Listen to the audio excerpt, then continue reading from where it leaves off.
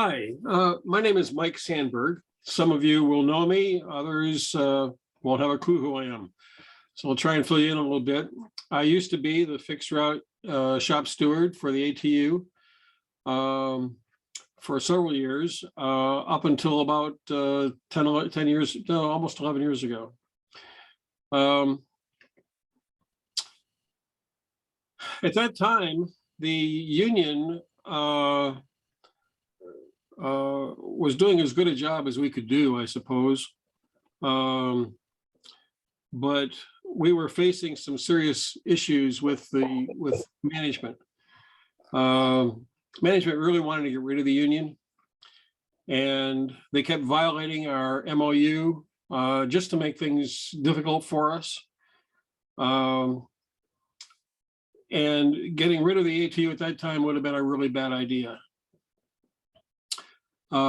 Management at that time was truly corrupt, and most of the higher ups, including the GM, got fired for some very serious abuses. The HR director got fired because of some serious abuses.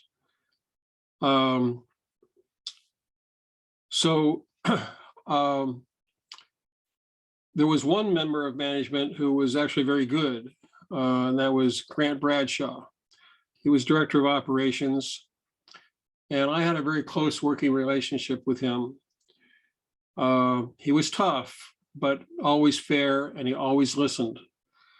And I really enjoyed working with him. Other members of management, not so much.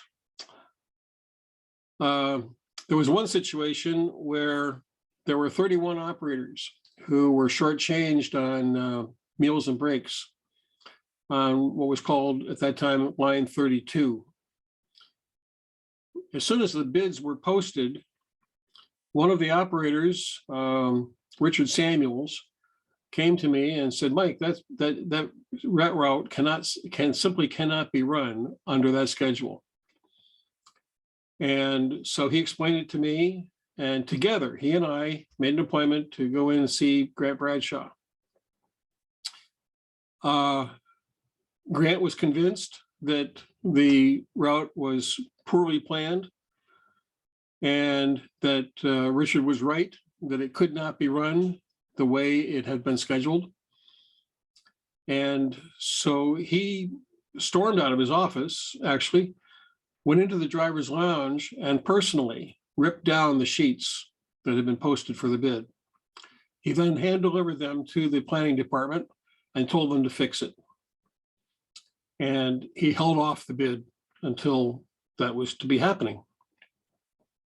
Well, the planning department fought back, and the lady that was in charge of the planning department, she was handpicked by the GM from some other agency.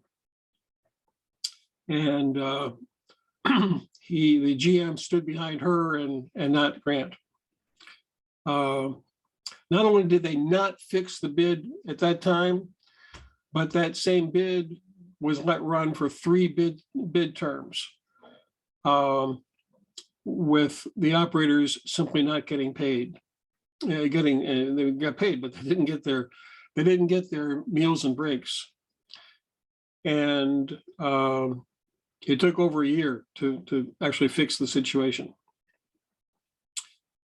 The MOU called for there to be penalty pay if the route had not been fixed within a timely fashion, and it wasn't.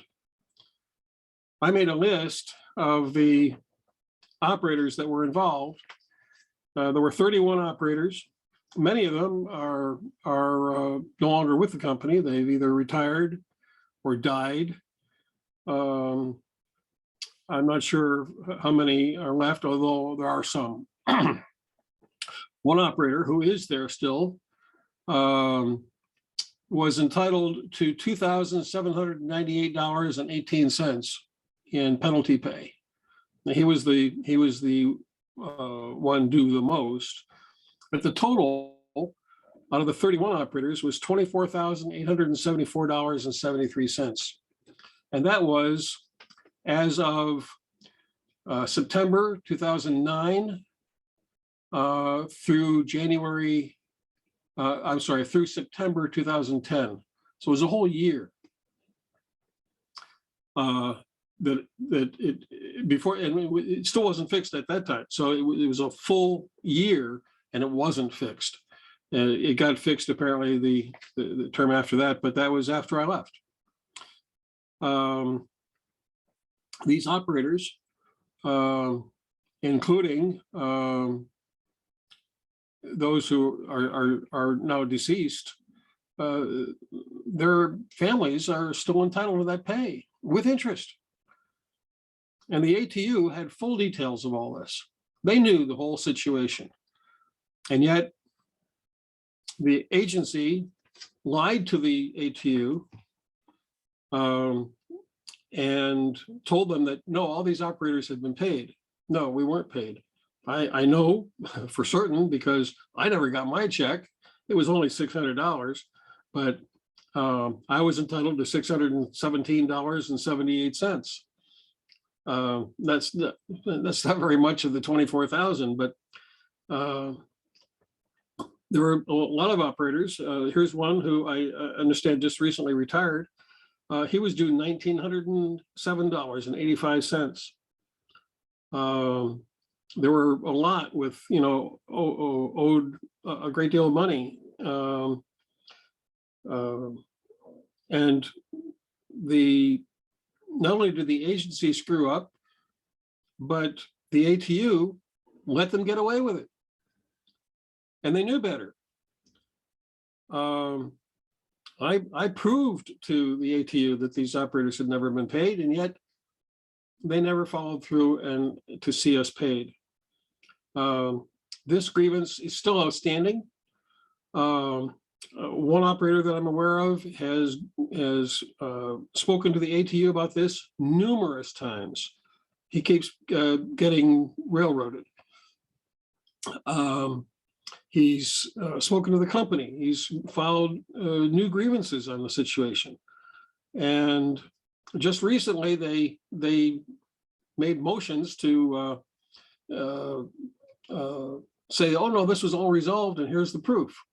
Well, the proof had nothing at all to do with the Line 32 or any of these operators. It was an entirely different grievance.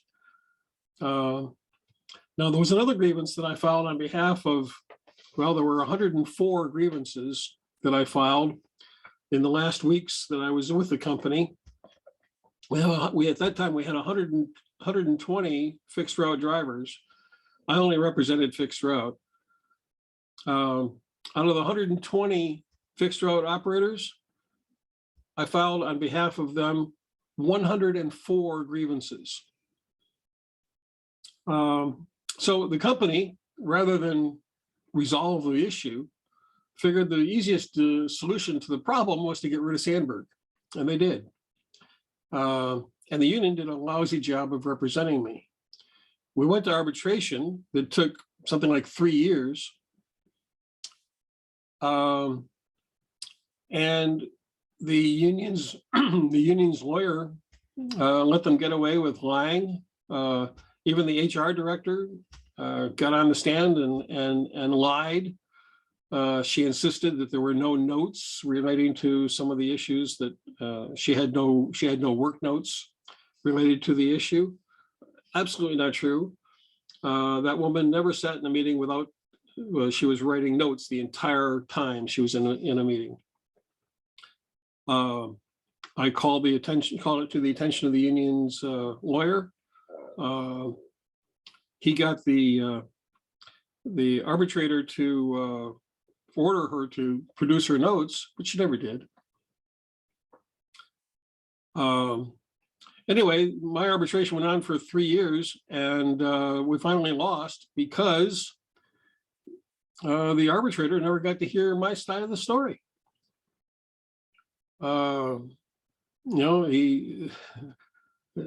People were able to get on the stand and lie, and anyway, the ATU failed. They failed me, and in turn, they failed all of you guys. Now, what's going on now is a very different situation, I'm sure. But the bottom line is, I don't think you have anything to lose by getting rid of the ATU at this point. Back then, getting rid of the ATU would not have been a good idea, but today, with some of the groundwork that has been done on your behalf by a group of drivers, you now have an opportunity to be represented by some other organization.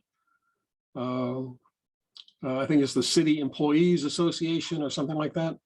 I don't know much about them, but I've heard some good stuff.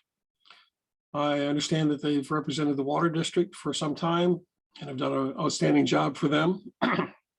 They could do the same for us, for you. And if it turns out that they don't, fine. Then bring in somebody else, join another union, or maybe even bring back the ATU. Maybe if they'll learn their lesson that they have to do their job. But I think you should give this other organization an opportunity. I understand just today I heard that you have all received ballots. The ballots appear to be incorrect because it says that you're to choose between having the ATU represent you or having no representation. That is simply not the case. I don't know how that got through to be printed that way and mailed to you that way, but it is not a matter of being represented by the ATU or nobody. There is another organization ready to step in and represent the interests of our membership. So I strongly encourage you to vote in favor of decertification of the ATU. I wish you luck. I miss you all, and wish you all good luck. Take care. Thanks.